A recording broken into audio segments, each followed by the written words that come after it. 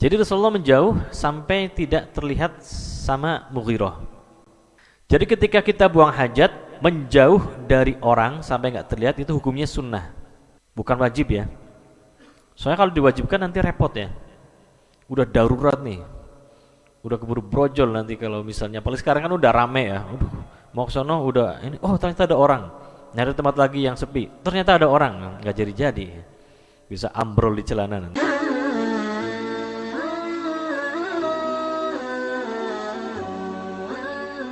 Ittaqul mala'in as-salasa. Ittaqu, jauhilah al-mala'in, tempat-tempat yang atau hal-hal yang bisa membuat orang melaknat.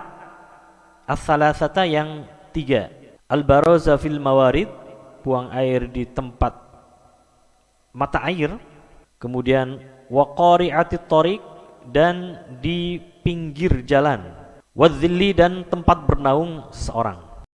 Wa an Jabir radhiyallahu anhu, dan dari sahabat Jabir radhiyallahu anhu, beliau berkata, qala Rasulullah sallallahu alaihi wasallam, Rasulullah bersabda, idza taghawwata, jika BAB, siapa ar-rajulani, dua lelaki, falyatawara, maka hendaknya saling membelakangi.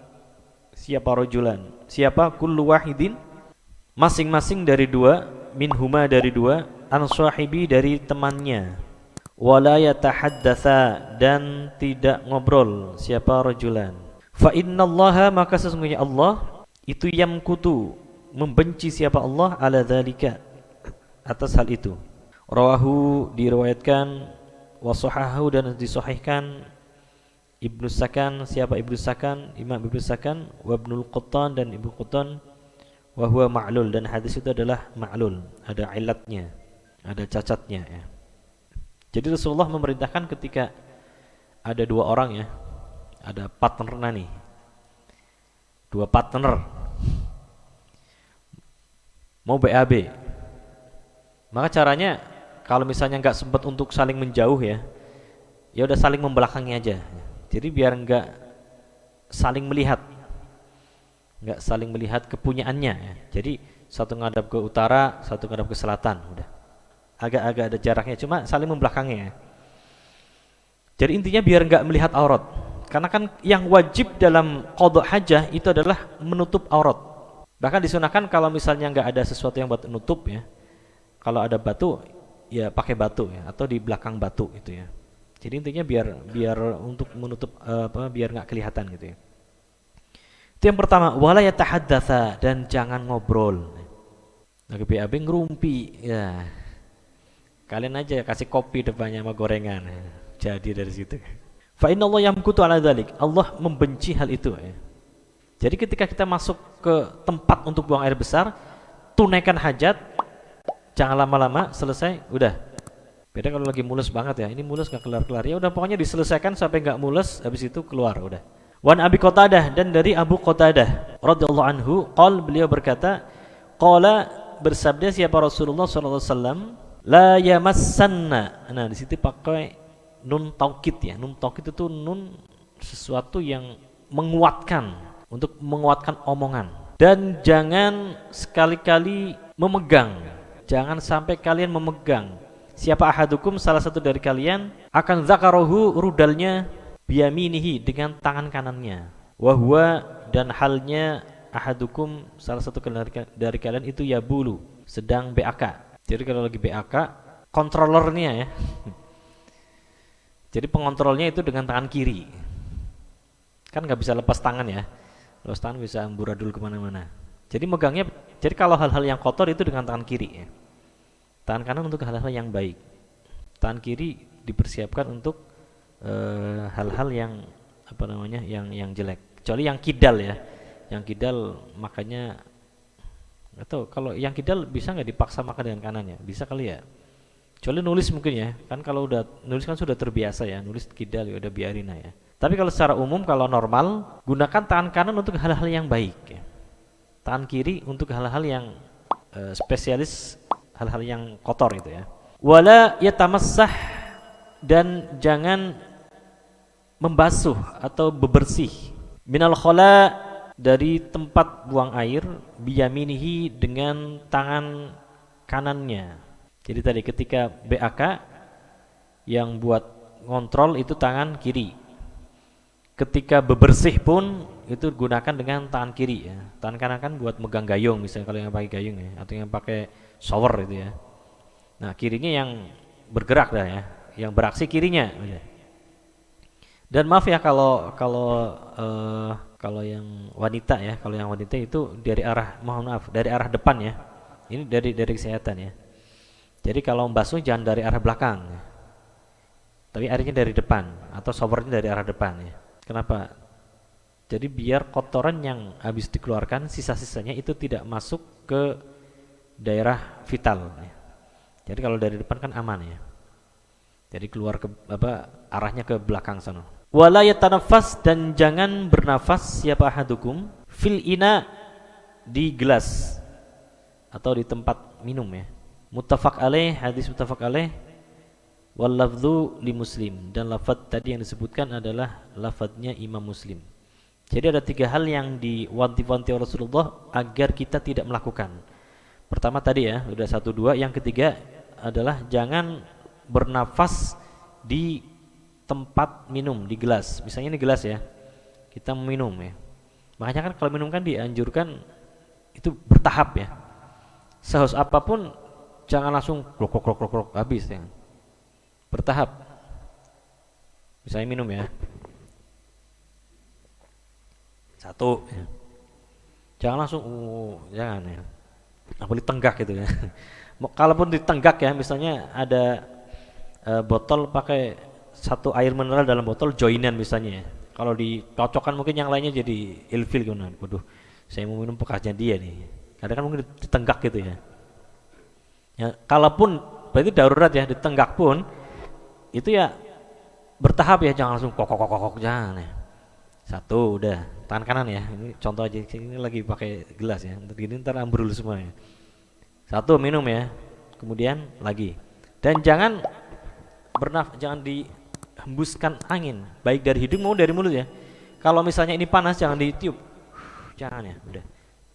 Jadi biarin aja. Kalau pengen dingin, karena kan kalau biasanya para ahlu kopi biasanya kalau ngopi sih.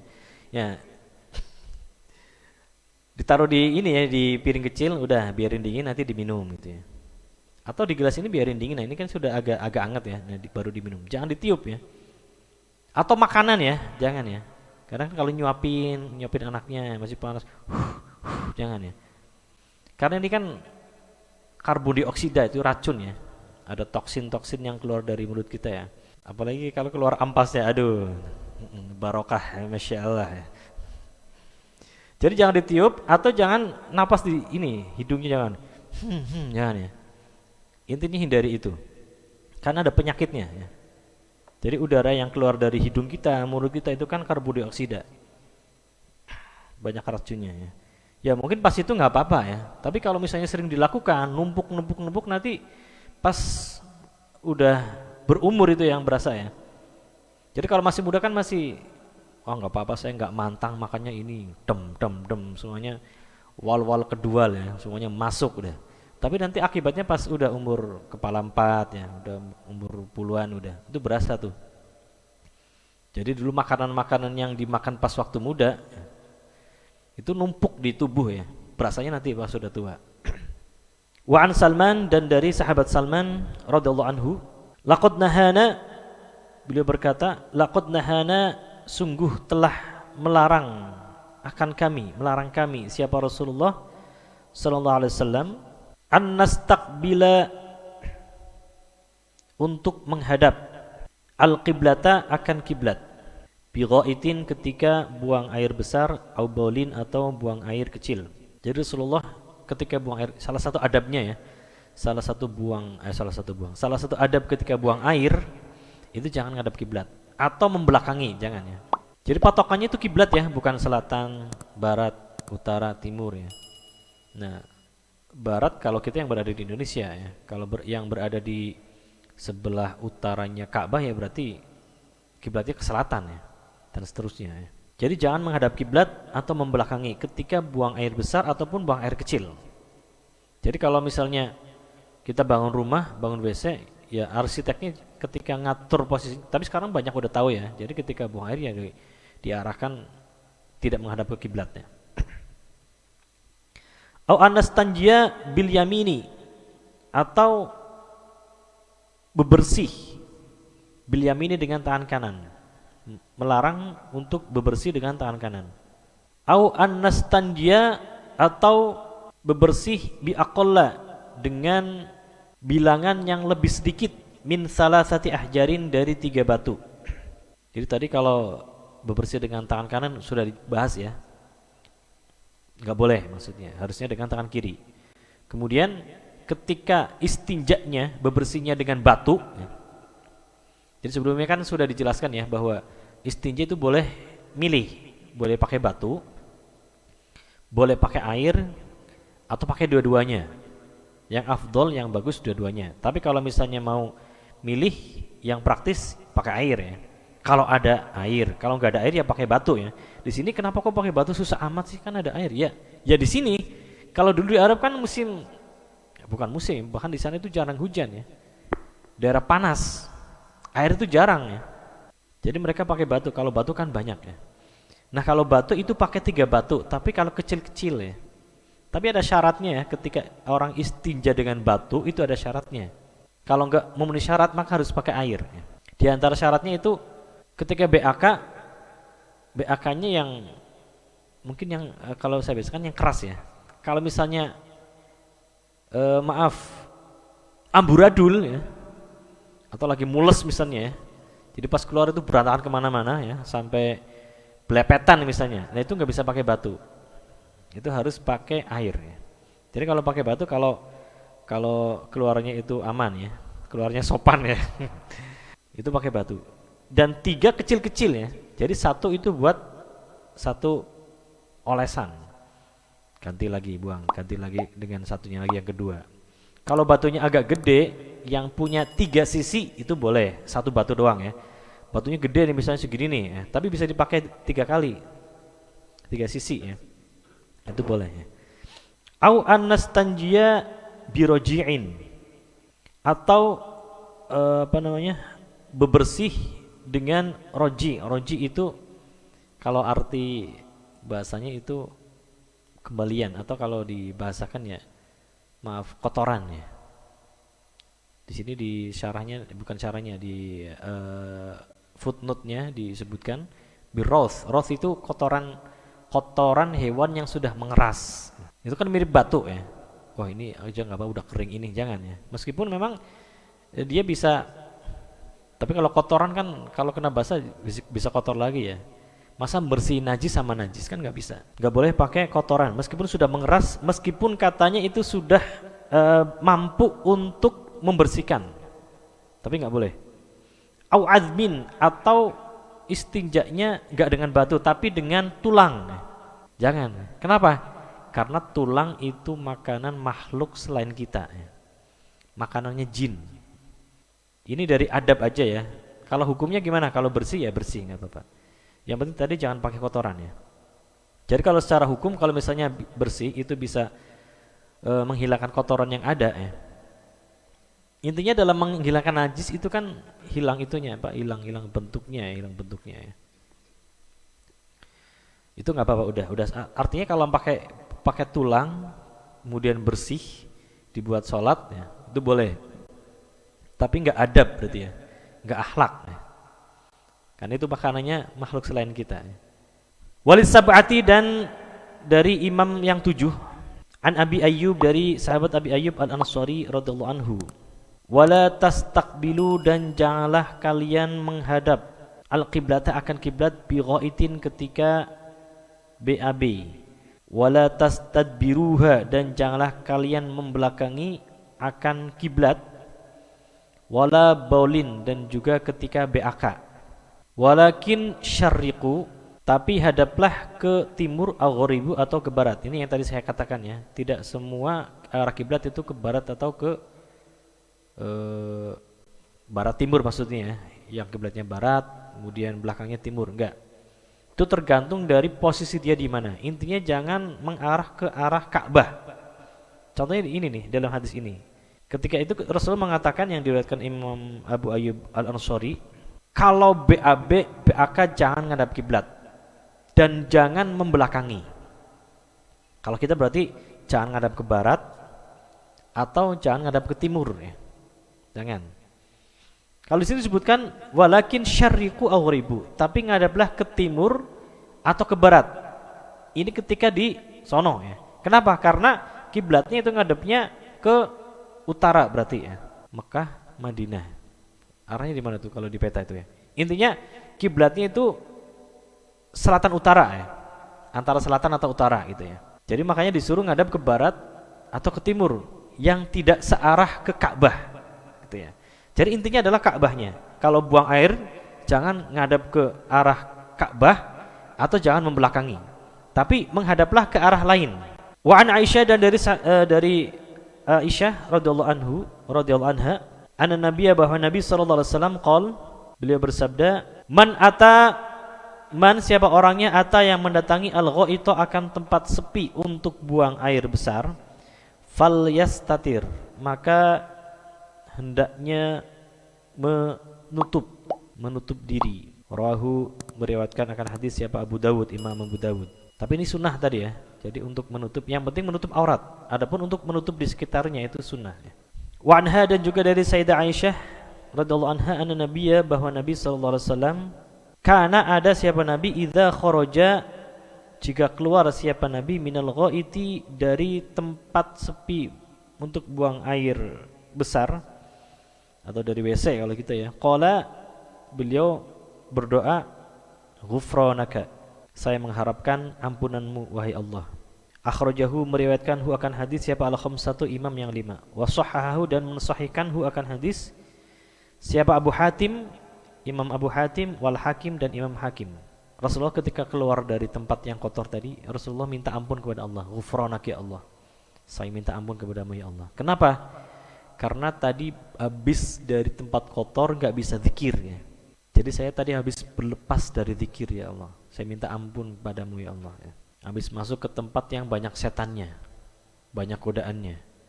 Maka barangkali saya terbesit di sana satu hal yang membuat engkau marah ya Allah. Karena saya pun di situ enggak berzikir ya Allah, saya minta ampun kepadamu ya Allah. Terus ada doanya ya. Alhamdulillahilladzi adhaba 'anil adza wa 'afani. Wa 'an Ibnu Mas'ud radhiyallahu anhu, satu hadis lagi ya insyaallah.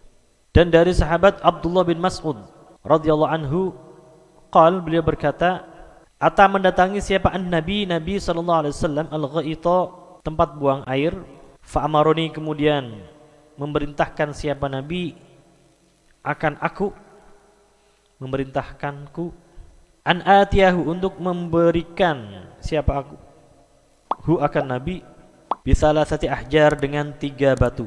Fawajadtu maka mendapatkan siapa aku hajaran akan 2 batu, walam ajid dan tidak mendapatkan siapa aku salisan akan batu yang ketiga. Fa'ataituhu kemudian memberikan siapa aku hu akan Rasulullah birawsatin akan kotoran. Jadi kotoran yang sudah mengeras. Fa'akhadhahuma maka mengambil siapa Rasulullah huma akan hajaran 2 batu, wa alqarrawsah dan wa alqa dan melemparkan siapa Rasulullah ar-rawsata akan kotoran. Wa qala dan kemudian bersabda siapa Rasulullah, hadza ini itu riksun adalah najis. Akhrajahu meriwayatkan atau mengeluarkan hu akan hadis siapa Al-Bukhari, Imam Bukhari. Wa zada dan menambahkan siapa Ahmadu, Imam Ahmad, wa Daruqutni dan Imam Daruqutni akan lafaz itini bi ghairiha. Itini berikan siapa kamu akan aku bi ghairiha dengan selain rausah, selain kotoran tadi. Jadi ini sudah dibahas tadi sebelumnya bahwa untuk buang air besar yang memakai batu bebersihnya itu pakai batu, jangan pakai kotoran. Nah ketika itu Rasulullah meminta untuk dicarikan batu ya. Kalau di padang pasir pun di sana susah mungkin batu ya. Jadi ketika itu sahabat Abdullah bin Umar ketika Rasulullah minta 3 batu, nyari-nyari dapatnya 2. Itu cuma 2 nih. Sementara Rasulullah mungkin sudah butuh gitu kan. Ada batu satu lagi, ternyata pas diambil, ya kotoran nih. Tapi udah mengeras. Kemudian dikasihkan sama Rasulullah, ini Rasulullah batunya ya. Kemudian Rasulullah pas ngeliat cuma ngambil 2 batunya ya. Kemudian yang kotoran tadi dibuang. Ini jangan nih, ini kotor, najis. Dalam hadis yang lain Rasulullah melanjutkan, coba cariin yang lain gantinya ya. Kan tadi kan syaratnya 3 batu ya, baru 2 nih yang sah. Minta cari lagi 1 batu lagi, jadi biar 3 ya. Demikian, semoga bermanfaat. Insyaallah kita lanjutkan pembahasannya pada pertemuan berikutnya. Wallahu a'lam bishawab. Ya Rabbana a'tarafna bi annana a'tarafna wa annana asrafna 'ala alladhi ashrafna fatub 'alaina taubah تغسل لكل حوبة واستر لنا العورات وآمن الروعات لوالدينا ربي ومولودينا والأهل والإخوان وسائر الخلان وكل ذي محبة أو جيرة أو صحبة والمسلمين أجمع آمين ربي فاسمع فضلا وجودا منا لا باكتساب منا بالمصطفى الرسول نحظى بكل سول صلى وسلم ربي عليه عد الحب وآله وصحبه عداد السحب والحمد للإله في البدء والتناهي.